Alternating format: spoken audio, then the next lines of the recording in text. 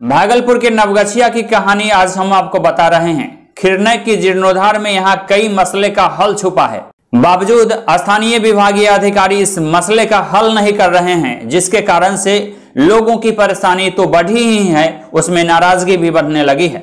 नवगछिया में जाम की समस्या का अभी अस्थायी हल नहीं निकल पाया है। वन वे ट्रैफिक सिस्टम में कई तरह की समस्याएं सामने आ रही है। ऐसे में खिरनई के तटों का वैकल्पिक मार्ग के रूप में प्रयोग किया जा सकता है और इस समस्या से निजात लोगों को मिल सकती है। कुछ अतिक्रमण हुआ है, अगर अतिक्रमण हट जाता है तो उस पर एक ऐसा व्यवस्था किया जाएगा कि नगरवासी उस पर सौंदर्यीकरण कराया जाएगा। दूसरी तरफ नदी के सौंदर्यीकरण से पर्यटन को भी बढ़ावा मिलने की संभावना है, लिहाजा नवगछिया का विकास होगा, नदी का जीर्णोद्धार होगा, इलाके का भाग्य उदय होगा। बावजूद अधिकारी चुप्पी क्यों रखे हुए हैं? पर्यटन को बढ़ावा मिलने के साथ ही सबसे बड़ा फायदा यह भी होगा कि जल संरक्षण की दिशा में भी काफी मदद मिल सकेगी। नवगछिया का सबसे बड़ा जल संरक्षण का स्रोत भविष्य के लिए भी सुरक्षित हो जाएगा।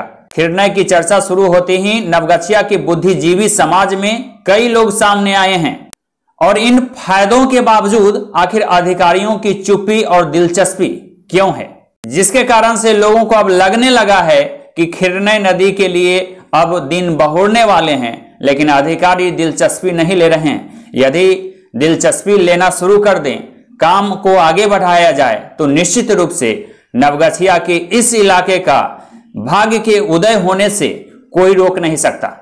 नगर के द्वारा अनुमंडल पदाधिकारी हम लोग के पास नगरवासी का एक आवेदन आया था, खिरनई नदी को अतिक्रमित कर लिया गया है, उसके लिए अनुमंडल पदाधिकारी को आवेदन दिया गया है।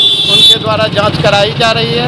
जो भी अतिक्रमित मकान है उनको तोड़ के हम लोगों का ये प्रस्ताव है कि उसको जल जीवन हरियाली को देखते हुए उस पोखर का सौंदर्यीकरण करने का, चारों तरफ से रोड, अप्रोच रोड एवं लाइट की सुदृढ़ व्यवस्था करने की व्यवस्था है। उसमें बोटिंग के लिए बोट भी दिया जाएगा, जो शहरवासियों के लिए एक अच्छा होगा, जाने के बैठने के लिए घूमने के लिए अच्छी जगह बनेगी। आपको बता दें कि यह ज्यादा समय की बात नहीं है जब महज 60 से 70 साल पहले इस नदी का जुड़ाव कोसी की मुख्य धारा से था।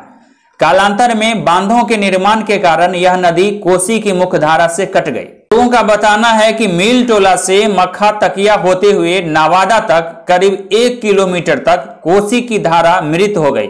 धारा को लोग खिरनई नदी के नाम से जानने लगे, तब से यह खिरनई नदी के रूप में विख्यात हो गया।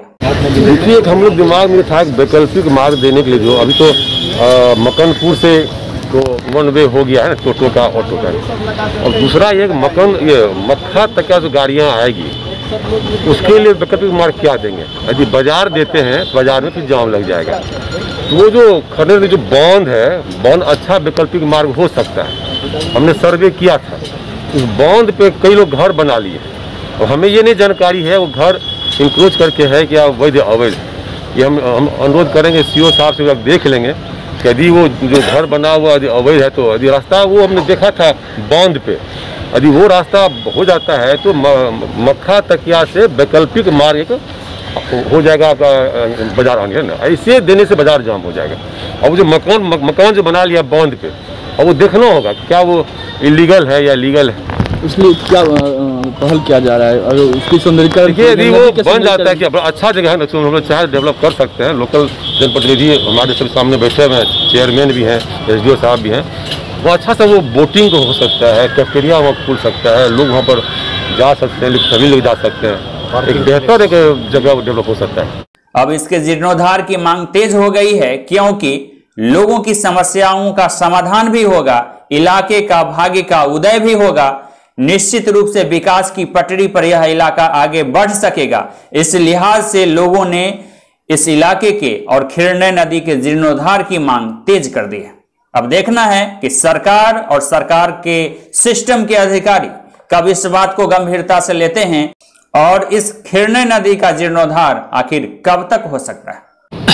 उसके लिए पब्लिक पिटीशन भी आया है, खिरनई नदी का अतिक्रमण मुक्त करने के लिए। नजर सीओ को हमने निर्देशित किया है कि इसका जांच कर, नापी कर, अगर अतिक्रमण है तो उसे अतिक्रमणवाद चलाकर इसका अतिक्रमणवाद को हटाए, अतिक्रमण को हटाए। आगे की प्लानिंग नगर परिषद के कार्यपालक अधिकारी उसके चेयरपर्सन से बातचीत होगी सौंदर्यीकरण के संबंध में। प्लानिंग ये है कि उसकी उड़ाही की जाए ताकि माननीय मुख्यमंत्री का जो जल जीवन हरियाली है उस पर हम लोग काम कर सकें जल संरक्षण के लिए, ताकि वाटर लेवल वो नीचे नहीं जाए। और अगर अतिक्रमण होते रहेगा तो एक समय ऐसा आएगा कि खन्ने नदी का अस्तित्व भी नहीं रहेगा, तो वाटर लेवल की समस्या खड़ी हो जाएगी। इसीलिए और उसमें और भी देखा जाएगा लोकल स्तर पर नगर परिषद से कि एक पार्क बनाया जाए किनारे किनारे, ताकि लोगों को मॉर्निंग वॉक या ये सब जो है, और पानी में बच्चों का बोट वगैरह ये सब आगे की है। अभी संभावना है। 1 सप्ताह का समय हमने दिया है सीओ को कि 1 सप्ताह में आप नापी कर हमें सूचित करें, और अगर अतिक्रमण है तो इसका अतिक्रमण चलाकर उसको अतिक्रमण मुक्त कराएं।